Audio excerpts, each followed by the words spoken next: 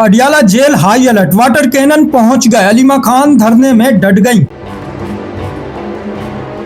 Adiala jail के बाहर हालात इंतहाई कशीदा हो चुके हैं। आज इमरान खान से मुलाकात का दिन था, लेकिन बहनों की मुलाकात एक बार फिर रोक दी गई। वाटर कैनन से बचाओ, अलीमा खान समेत तमाम कारकुनान ने प्लास्टिक शेल्टर्स पहन लिए हैं और वाज़े ऐलान कर दिया गया है, धरना खत्म नहीं होगा, आज भी धरना जारी रहेगा। मौके पर सिक्योरिटी हाई अलर्ट है, पुलिस ने वाटर कैनन पहुंचा दिए हैं।